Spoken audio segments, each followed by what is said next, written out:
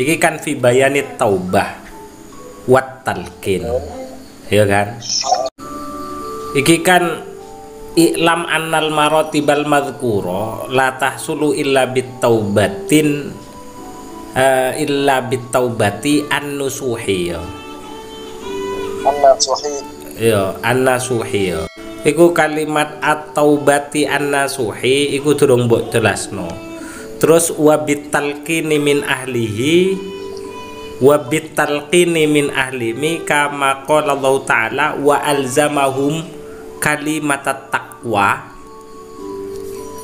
Iki kok didadikno apa dijadikan sebagai tendensi talqin ngono lho. Wa alzamahum kalimatat taqwa ini dijadikan sebagai tendensi dasar untuk pentalkinan.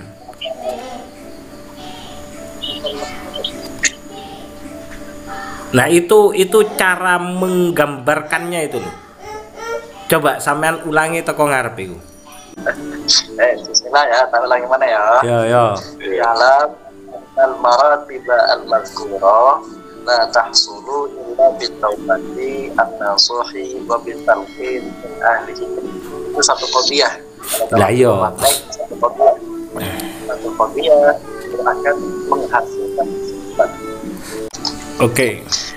Ketahuilah bahwasanya maratib atau tingkatan-tingkatan yang sudah disebutkan, tingkatan-tingkatan itu meliputi apa? Ada tingkatan mulai syariat, thariqah, ma'rifat, hakikat. Kemudian dalam diri manusia ada yang namanya roh ya, mulai dari roh yang ada pada alamul mulki, roh yang ada pada alamul malakut, roh yang ada pada alamul jabarut, roh yang ada pada alamul lahut, yang masing-masing tingkatan-tingkatan itu ada namanya. Mulai dari roh yang pertama namanya roh jismani, di atasnya ada roh sironi atau ruhani, di atasnya lagi ada roh al-qudsi. Kemudian yang ketiga apa? Roh apa? Roh sultani.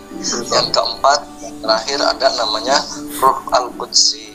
Nah, tingkatan-tingkatan itu semua orang yang ingin datang kepada Allah agar dia bisa semakin dekat, sedekat-dekat mungkin, maka ternyata tidak bisa dihasilkan, tidak bisa untuk bisa ditempuh kecuali dengan dua cara. Dua cara itu apa yang harus ditaati? Pertama ada taubatan nasuha, dan yang kedua ada talqin dari ahlinya. Sekarang kita ngomong taubat. Taubat ini ada babnya sendiri, yaitu berupa bab taubat. Taubat itu ada istilah yang namanya taibun ya. Itu taibun artinya adalah orang yang bertaubat dari perbuatan dosa. Nah, kalau orang itu ternyata melakukan dosa entah kecil entah besar, maka itu dijuluki dengan taibun ya. Nah, kemudian ada satu lagi istilah bagi orang yang dia itu mentaubati perbuatan yang baik. Nah, maka taubat itu nanti ada dua macam. Ada taubat yang itu pengertiannya untuk orang awam, dan ada taubat yang pengertiannya itu untuk orang khusus. Nah, taubat yang pengertiannya untuk orang awam itu berarti taubat dari berbagai macam dosa-dosa, maksiatan dan sebagainya, mulai dari hasud, ghadab, marah, unek-unek, hikdun dan lain sebagainya, atau sifat adawa, sifat permusuhan, itu semuanya dikategorikan sebagai taubatnya orang umum. Nah, maka ketika bertobat dinamakan dengan taibun, orang yang bertaubat. Nah, sedangkan untuk yang kedua itu, dan untuk orang yang kedua itu ada yang taubatnya orang-orang khusus. Nah, taubatnya orang-orang khusus itu adalah semisal taubatnya Rasulullah. Taubatnya Rasulullah itu bukan karena Rasulullah itu punya dosa, tapi justru mentaubati perbuatan yang sudah benar. Sehingga tandanya adalah Rasulullah itu membaca istighfar ada batas minimal dalam sehari. Nah, karena ada batas minimal dalam sehari, itu dinamakan dengan istilahnya taubat orang khusus. Nah, untuk pembicaraan masalah taubat ini tadi baru pembagian. Yang berikutnya yang dibutuhkan apa? Yaitu bagaimana langkah-langkah bertaubatnya. Maka ini perlu dikombinasikan dengan karya Syekh Abdul Qadir yang lain. Termasuk juga ada keterangan tentang persyaratan untuk bisa bertobat, misal di Riyadhus Shalihin, yaitu mencabut segala macam perbuatan kemaksiatan dan janji atau berusaha tidak akan mengulanginya kembali. Kemudian yang kedua ada an-nadam, ada rasa penyesalan yang mendalam. Kemudian yang ketiga betul-betul taubatnya itu karena lillahi ta'ala. Nah, maka ketika dia sudah memenuhi persyaratan untuk bisa bertaubat, maka insya Allah orang ini berarti sudah memenuhi satu syarat. Ternyata tidak cukup satu syarat itu untuk menaikkan dirinya dari syariat menuju thariqah, dari thariqah menuju ma'rifat, dari ma'rifat menuju hakikat. Dikarenakan harus ada yang bimbing, karena dia tidak bisa berjalan sendirian, maka dibutuhkan yang namanya talqin. Talqin inilah di situ ada proses pembaiatan dari seorang mursyid yang wali. Jangan sampai hanya salah satunya saja, karena yang tadi saya candain ada yang wali tapi ternyata di situ tidak mursyid, dan ada yang mursyid tapi dia tidak wali. Maka yang dimaksudkan min ahlihi di sini siapa? Yaitu yang wali dan mursyid. Dan itu juga ditegaskan di bab berikutnya, itu di pembahasan berikutnya, yang dimaksudkan ahlihi adalah mursyid dan wali, yang harus dua. Nah, kemudian pemaknaan semacam demikian itu dipetik dari isyarat apa? Yaitu dipetik dari isyarat wa alzamahum kalimat taqwa. Ini Allah itu mewajibkan kalimat takwa kepada mereka orang-orang yang beriman. Kalimat takwa itu berupa apa? Berupa la ilaha illallah. Nah, kalimat takwa ini itu adalah kunci sahnya Islam seseorang. Maka ketika orang itu awam atau orang itu mu'alaf atau orang itu baru mau masuk Islam, maka diwajibkan bagi dia untuk membaca syahadat. Itu syahadat itu apa sebetulnya? Kalimat takwa. Nah, tapi Allah juga menaikkan kualitas daripada ketakwaan seseorang dengan memberikan syarat kepada orang yang mau mengikuti tahapan dari 1, 2, 3, 4. Bagi orang yang mau menaikkan ini, maka arti daripada kalimat takwa itu tidak sebatas menjadi keimanan, tapi juga cara ngambilnya itu harus dari seorang ahli yang berupa wali dan mursyid yang memiliki qalbin taqiyyin naqiyyin, memiliki hati yang betul-betul bertakwa. Bertakwa berarti memang ada khasyatullah dan sekaligus bersih dari selain Allah. Maka ketika hatinya masih ada rasa dendam, hatinya masih diselimuti rasa kebencian, itu berarti belum berada pada taraf qalbin taqiyyin naqiyyin. Maka disinilah ada isyarat berikutnya yang dimaksudkan dengan ahli ini, itu yang memang sudah terbuka ainul basirahnya, yaitu mata hatinya, sehingga dia akan membimbing kepada orang yang dibimbing itu sesuai dengan apa yang dia lihat melalui ainul basirahnya. Oleh karena itu, la kullu kalimatin tusma' min afwahil ammah. Tidak semua kalimat yang diucapkan, yang didengar dari mulut-mulutnya orang awam. Berarti di sini apa? Memang banyak dai-dai, banyak mubalik menyampaikan tentang makna atau esensi la ilaha illallah, tapi mereka tidak bisa dijadikan pegangan bagi kita. Kenapa tidak bisa pegangan? Persoalannya mereka ini tidak memenuhi syarat, karena syaratnya adalah harus orang yang ahli. Ahli ini siapa yang dimaksudkan? Yang memiliki ainul basirah, yang memiliki mata hati yang terbuka. Kemudian wa in kana al-lafzu wahidan walakinnal ma'na mutafawit. Walaupun kalimat la ilaha illallah itu cuma satu, tapi maknanya ini berbeda-beda. Ketika yang baca la ilaha illallah itu orang awam, tidak ngefek. Tapi ketika yang baca itu adalah orang yang sudah tembus batinnya, maka kalimat itu akan memancarkan cahaya. Nah, sehingga mutafawid di sini itu tergantung orangnya. Karena makna dari la ilaha illallah ternyata meningkat-tingkat. Li'annal qalba innama yahya idza akhadha nazar tauhid fi fadli hayyin fayakunu badran kamilan. Al badru ghairul badi la yamutu. Meski lafalnya satu, tapi nilainya berbeda-beda. Sebab sesungguhnya hati itu akan menjadi hidup jika mengambil bibit tauhidnya dari hati yang hidup, sehingga bibitnya itu akan menjadi sempurna. Berbeda dengan bibit yang tidak unggul, maka tidak akan tumbuh dengan baik. Itulah yang dimaksudkan oleh beliau. Sangat indah bahasanya. Kalau kita pengen hati kita hidup, maka guru kita yang akan membimbing kalimat tauhid ini itu harus hidup juga hatinya. Dia harus terbuka ainul basirahnya. Tidak asal guru, tidak asmot asal comot. Gitu saya. Iya, maksudnya kan alzamuhum kalimat taqwa. Itu tadi yang saya pahami dari apa yang sampean sampaikan, itu pemaknaan dari kata talqin.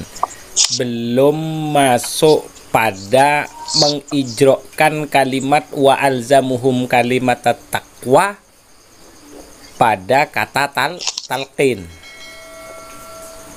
Belum menjelaskan bagaimana ceritanya kata wa alzamuhum kalimat taqwa kepada kata talqin.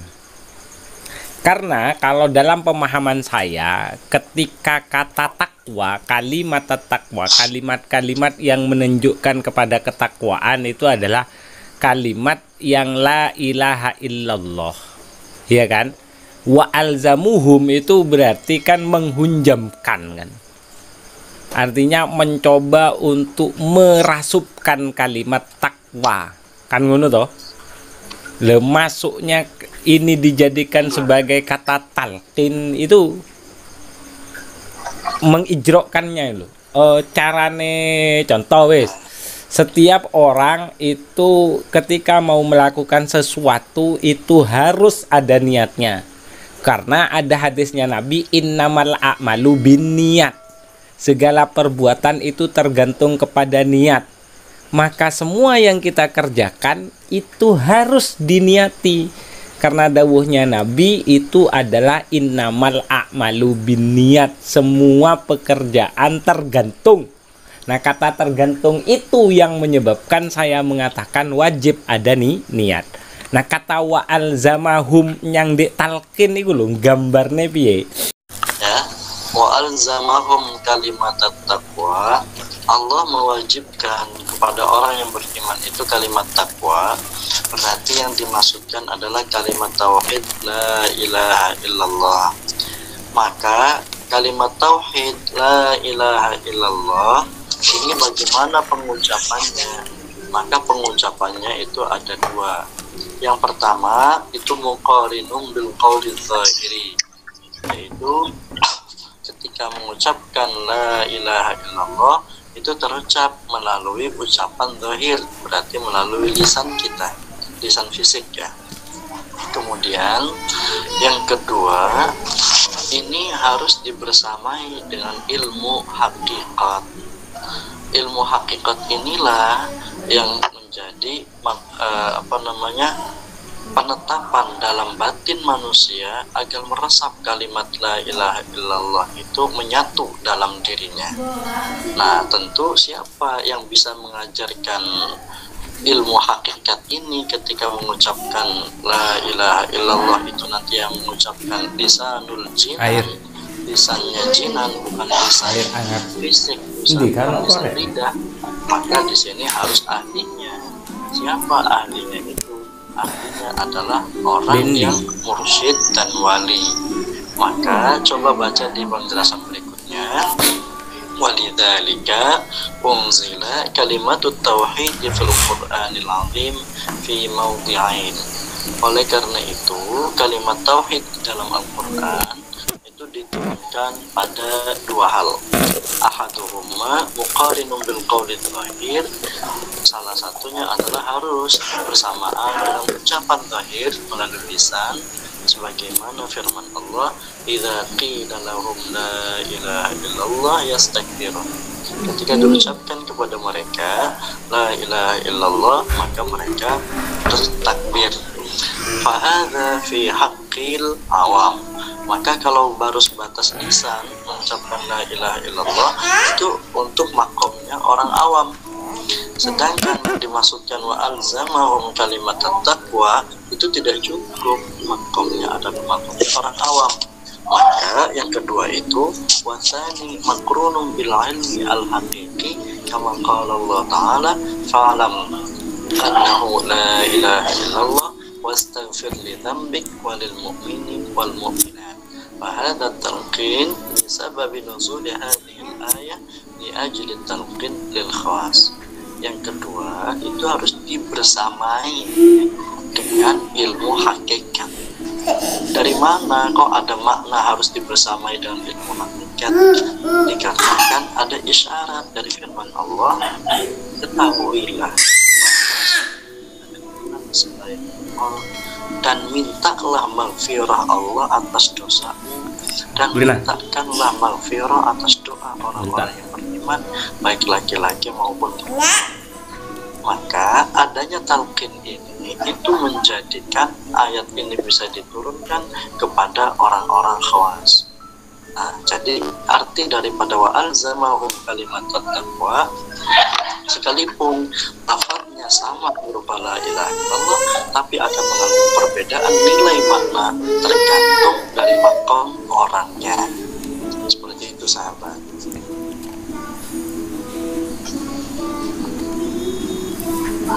Bisa difahami?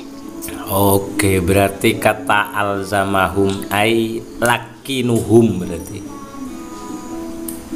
Iya. Iya. Ya. Kenapa kok bisa lakinuhum? Karena kalimat taqwa itu kalimat yang tidak sembarangan. Artinya memang betul kalimat la ilaha illallah, tapi untuk bisa memunculkan ketakwaan yang artinya adalah sanggup menahan manusia untuk bisa melakukan taat dan menghindari maksiat, itu tidak akan bisa dicapai kecuali ada yang menuntun untuk bisa menghunjamkan kalimat la ilaha illallah pada diri seseorang. Nah, karena ini adalah kalimat, maka yang dimaksud dengan menghunjamkan itu adalah mendikte atau mentalkin. Berarti ngono. Iya. Iya, Bi. Oke. Lanjut ya. Oke. Alon taping, alon. Alon taping. Diungkapkan dalam kitab Bustanus Syariah, awwalu man tamanna, yang pertama kali yang paling diharapkan, aqrabat thariq, thariqah yang paling dekat, wa afdalaha, dan yang paling utama, wa ashalaha, dan yang paling mudah, minan nabi, dari Nabi sallallahu alaihi wasallam, Ali bin Abi Thalib radhiyallahu anhu, yaitu Ali bin Abi Thalib. Maksudnya jalan thariqah yang paling dekat, yang paling utama, dan yang paling mudah menuju Nabi, ya, itu adalah jalur dari Ali bin Abi Thalib. kemudian fantadzara an-nabiy sallallahu alaihi wasallam al-wahya. Kemudian Nabi ini menunggu wahyu dari malaikat Jibril. Fanazala Jibrailu alaihi salam ala Nabi sallallahu alaihi wasallam. Kemudian malaikat Jibril ini turun dan menyampaikan kepada Nabi, dan Nabi ini walaqana hadhil kalimat salatha marrat. Nabi ditalqin oleh malaikat Jibril kalimat ini, yaitu kalimat la ilaha illallah, sampai 3 kali. Tsumma qala an-nabiy sallallahu alaihi wasallam kama qala Jibril. Nah, kemudian Nabi bersabda sebagaimana yang disampaikan oleh malaikat Jibril. Tsumma laqana Rasulullah alaihi wasallam aliyan karramallahu wajhah. Kemudian karena Rasul ditalqin sama malaikat Jibril, maka Rasul melanjutkan talqin kepada Ali bin Abi Thalib berupa la ilaha illallah sampai 3 kali. Tsumma jaa ila ashabi falaqanahum jami'an. Kemudian Nabi mendatangi kepada para sahabat-sahabat yang lain dan mentalkin semuanya. Berarti dari sini sahabat yang sekian banyaknya itu ada yang paling dekat dengan Rasulullah pentalkinannya. Siapakah itu? Ali bin Abi Thalib. Nah, sehingga kayak Thariqah sendiri itu kenapa diharuskan memiliki silsilatul asanid, memiliki sanad. Ya, ini karena untuk menjaga betul kalimat tauhid, kalimat takwa berupa la ilaha illallah itu bisa tembus bil qauli zahir dan bisa tembus bil ilmil haqiqi, bisa tembus dengan ucapan zahirnya sehingga orang tidak salah dalam mempraktekkannya, dan bisa tembus dengan ilmu hakikat sehingga bisa tembus pada ainul basirahnya. Nah, faqala Rasulullah sallallahu alaihi wasallam, kemudian Nabi berkata, raja'na minal jihadil asghari ilal jihadil akbar. Kami pulang dari jihad kecil, yaitu jihad peperangan. Beliau perang itu melawan orang musyrik, itu kurang lebih sampai 27 peperangan, menuju ke jihad akbar. Jihad akbar itu apa? Yaitu jihadul nafas, yaitu jihad untuk bisa mengendalikan nafasnya. Nafas di sini artinya macam-macam. Bisa berarti nafsu, bisa berarti hati, bisa berarti roh, dan lain sebagainya. Karena nafas ini termasuk kata yang mustarak, kata satu tapi memiliki makna banyak. Nafas itu. Jadi untuk kehati-hatiannya, satu kata memiliki banyak makna, maka yang terpenting adalah jihad akbar itu yang dimaksudkan apa? Yaitu jihad nafas, gitu saja. Nanti akan mengalami perbedaan penafsiran sesuai dengan maqamat atau tingkatannya. Kama qala Rasulullah sallallahu alaihi wasallam, a'da ikanas allati baina jambaik.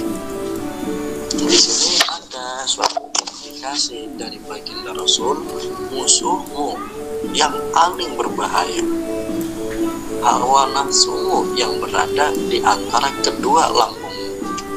Nah, di sini diingatkan itu sama baginda Rasul, musuhmu yang paling berbahaya ialah hawa nafsumu yang berada di antara kedua lambungmu.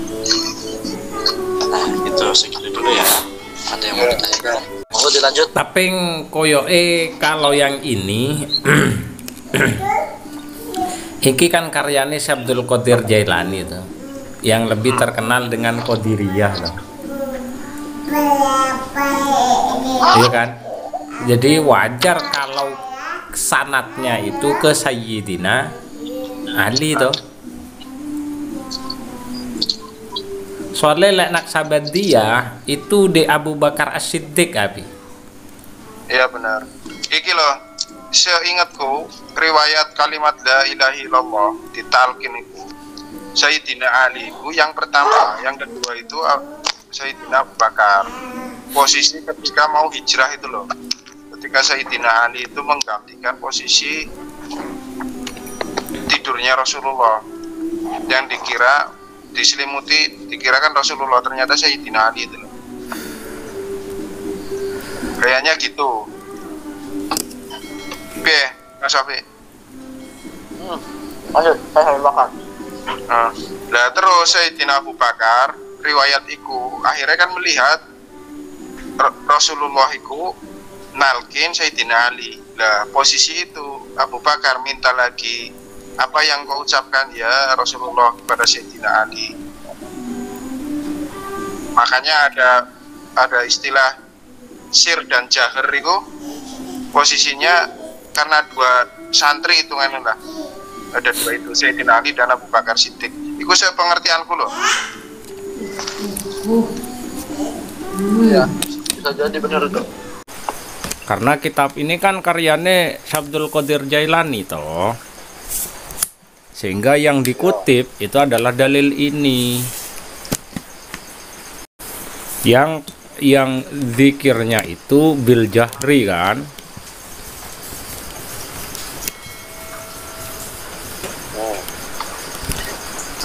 Aku artinya redaksi ini itu tidak mengarah kepada pembahasan secara umum. Bener nggak? Jadi kalimat mulai teko kola bustanus syariah iku sudah tendensius, artinya lebih mengarah kepada Syekh Abdul Qadir Jailani yang menganut paham zikir bil jahri, sehingga beliau berani mengatakan awaluman tamanna akrobat torik afdoluha wa ashalaha minan nabi iku Ali, ngono lho. Nah, untuk memperkuat pendapat ini, beliau tampilkan pada hadis ini, fanazala Jibril alaihissalam ala nabi summa.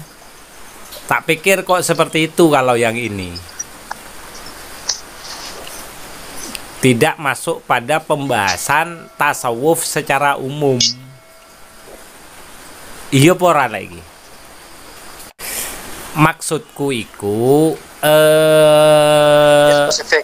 Untuk yang ini, untuk yang awaluman tamanna akrobat torik wa afdoluha wa ashalaha, itu karena Syekh Abdul Qadir Jailani itu adalah penganut, yaitu penganut zikir bil jahri, ngono lho. Makane kiblate dek Sayyidina Ali. Gitu loh. Artinya untuk pembahasan ini tasawuf secara umum itu harusnya nanti akan dipilah menjadi dua. Ada yang nanti bil jahri, ada yang nanti bis seri, biar memasukkan juga torikoh yang naksabandi kalau pembahasan torikoh secara umum. Bukan gitu. Masing-masing torikoh itu memiliki pola dan juga metode tersendiri. Ada yang memang mensyaratkan itu harus untuk dibaiat, talqin. Baru di situ proses daripada penerapan dari ajarannya diberikan sesuai dengan maqamat seseorang. Ada juga yang tidak mensyaratkan harus dibaiat terlebih dahulu sehingga talqin itu bisa dilaksanakan walaupun tidak melalui proses pembaiatan.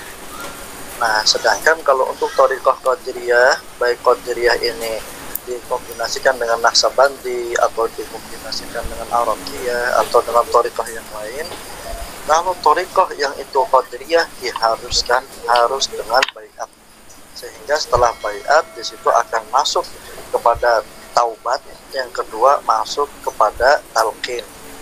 mulailah di situ penanaman dari la ilaha illallah dari guru kepada murid dan seterusnya. Nah, ada thariqah juga yang tidak perlu baiat, yang penting udah ikut aja, ikut zikirnya, yang zikir umum, maka dia itu sebetulnya sudah termasuk bagian daripada thariqah itu. Misal apa? Ada thariqah alawiyah. Thariqah alawiyah itu tidak disyaratkan untuk baiat terlebih dahulu. Kemudian ada lagi, semisal thariqah samaniyah. Thariqah samaniyah itu karena wafatnya sang mursyid, semisal ada Abbas Kumpul ya, Syekh Muhammad Zaini bin Abdul Ghani, beliau wafat. Nah, berdasarkan thariqah samaniyah itu tidak disyaratkan bagi orang yang baru yang kepengen mengikuti thariqah samaniyah harus ketemu dengan estafet dari Syekh Muhammad Zaini bin Abdul Ghani itu. Yang penting dia mau mengamalkan kitab al-imdadnya, ngamalkan berupa dalailnya, dan ngamalkan ajaran-ajaran dari Abbas Kumpul yang itu sudah didokumentasikan melalui video-video, maka dia sudah tergabung dalam thariqah samaniyah. Sehingga proses talqinnya dari mana? Proses talqinnya ini cukup berupa himbauan saja dari pengikut-pengikut beliau yang ada dari lingkaran yang pertama. Semisal siapa? Ayah Zarkashi. Ayah Zarkashi itu adalah estafetnya Abbas Kumpul, tapi tidak dideklar, tidak dideklarasikan untuk bisa menyampaikan dan mentalqin terhadap orang-orang baru yang ikut kepada thariqah samaniyah. Sehingga dari sini dapat kita simpulkan bahwasanya karena kitab Sirrul Asrar ini termasuk kitab yang menjadi panduan thariqah Qadiriyah, maka di sini disyaratkan dengan yang namanya taubat dan juga talqin, dan itu pasti prosesnya melalui baiat. Nah, sehingga betul kalau kitab ini itu tidak bisa diberlakukan untuk umumnya ajaran tasawuf, tapi ini lebih spesifik ke thariqah Qadiriyah yang ini entah Qadiriyah Arafiyah atau Naqsabandi dan sebagainya, yang penting basisnya adalah Qadiriyah. Seperti itu. Oke, masuk. Ya, tutup sih Kang. Ya udah Pasti tutup aja. gitu. Kita istirahat dulu. Saya juga mau nemuin tamu ini. Ya, siap. Ya udah, matur nuwun semuanya. Nanti kita Ya. sambung kembali. Ya udah, matur nuwun. Ya, Oke. assalamualaikum. Assalamualaikum warahmatullahi wabarakatuh.